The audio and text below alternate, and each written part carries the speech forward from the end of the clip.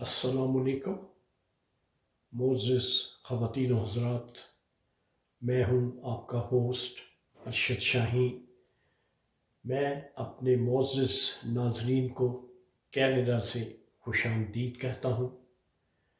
ناظرین، اس سے پیشتر کہ آج کی ویڈیو کا میں باقاعدہ آغاز کروں، میرے معزز خواتین و حضرات سے انتہائی مؤدبانہ گزارش ہے کہ وہ میرے چینل آپ اور ہم شاہین اور عزیر کے ساتھ کو سبسکرائب ضرور کریں، اور اگر ہو سکے تو لائک، شیئر اور کامنٹ بھی ضرور کریں۔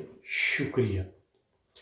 ناظرین، جیسا کہ آپ کو معلوم ہے کہ پاکستان میں کوئی ایسا دن نہیں ہوتا جس دن کوئی ناگہانی نہ ہو یا کوئی ایسا واقعہ ہماری پاکستانی سوسائٹی میں رونما نہ ہو جو کہ قابل بیان ہو اور وہ زینت بنے میڈیا کی۔ بے شمار واقعات ایوری ڈے ہوتے ہیں، لیکن کچھ ایسے واقعات ہماری سوسائٹی پاکستان میں ہوتے ہیں جو میڈیا کی زینت بن جاتے ہیں، اور کچھ ایسے ہوتے ہیں جو میڈیا سے اوجھل ہو جاتے ہیں، جس کی وجہ سے اس کے بارے میں انفارمیشن باہم نہیں پہنچتی۔ تو ناظرین، آج ایک واقعہ جو ہے وہ سوشل میڈیا پہ گردش کر رہا تھا، تو میں نے مناسب سمجھا کہ کیوں نہ اس کو اپنے ناظرین کے سامنے نیریٹ کیا جائے، کیونکہ واقعہ انتہائی امپورٹنٹ ہے۔ ہوا کچھ یوں کہ لاہور کا ایک علاقہ ہے گلبرگ۔ اب گلبرگ کے ایریا میں ایک غالب مارکیٹ ہے، وہاں پہ واقعہ کچھ یوں ہوتا ہے کہ کچھ اوباش لڑکے اور کچھ اوباش لڑکیاں وہاں پہ غلط کاری میں مشغول تھے، اور پولیس نے آن دا اسپاٹ وہاں پہ ریڈ کیا اور ان تمام لڑکے اور لڑکیوں کو موقع پہ اریسٹ کر لیا۔ اب ناظرین، یہ جو انسیڈنٹ ہے، یہ بتانے کا میرا مقصد یہ ہے کہ ایک زمانہ تھا جب ہم لوگ کسی دور میں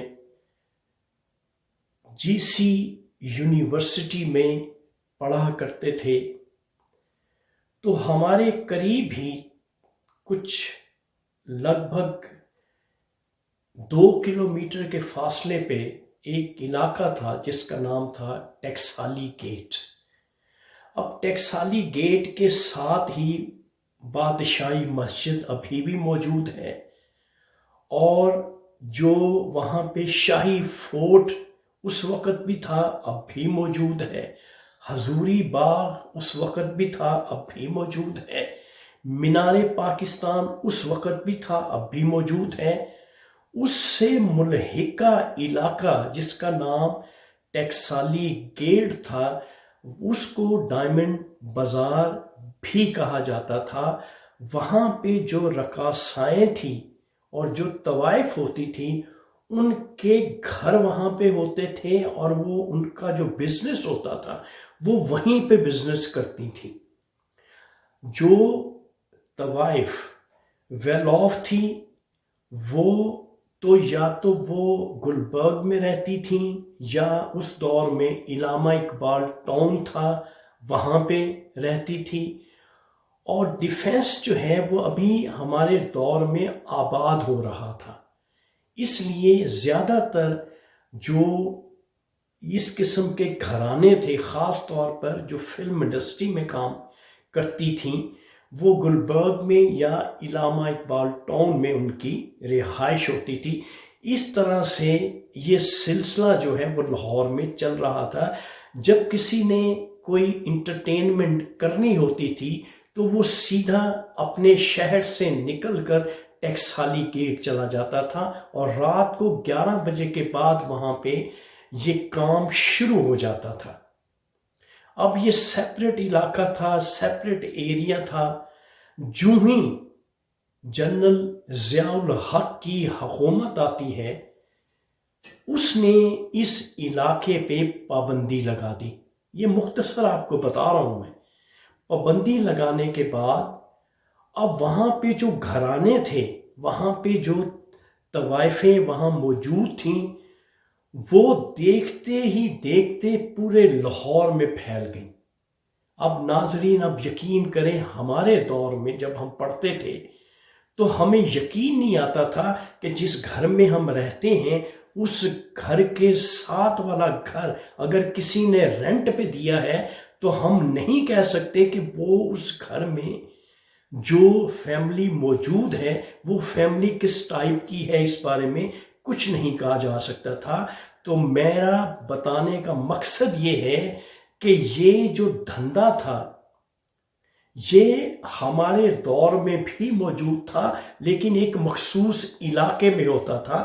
لیکن جو ہی جنرل ضیاء الحق پاکستان کے صدر بنے انہوں نے وہ علاقہ بند کر دیا، جس کی وجہ سے یہ تمام جتنے بھی سیکس ورکرز تھے، جتنی بھی فیملیز یہ اس قسم کا دھندا کرتی تھیں، وہ پورے لاہور میں انہوں نے سپریڈ کر لیا اپنے آپ کو.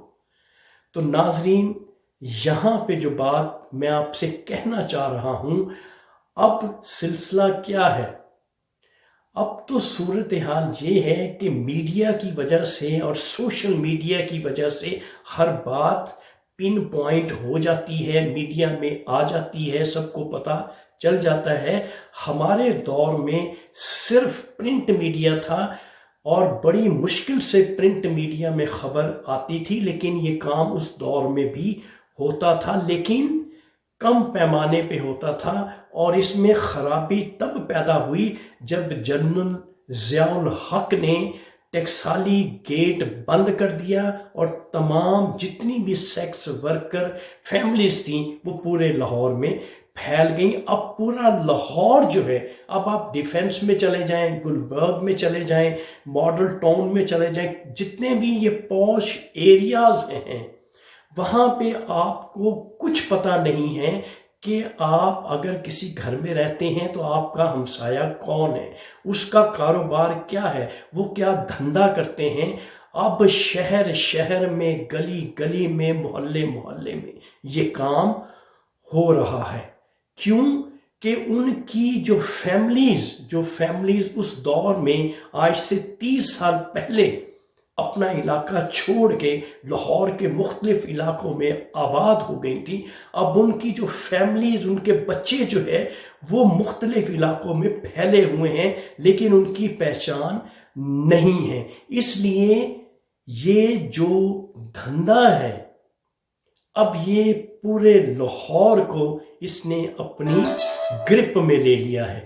لہٰذا اب آپ کسی موڑ پہ، کسی نکڑ پہ، کہیں پہ بھی چلے جائیں، آپ کو اگر آپ اپنے آپ کو انٹرٹین کرنا چاہتے ہیں تو بڑی آسانی سے آپ کو لڑکی جو ہے وہ میسر آ جاتی ہے.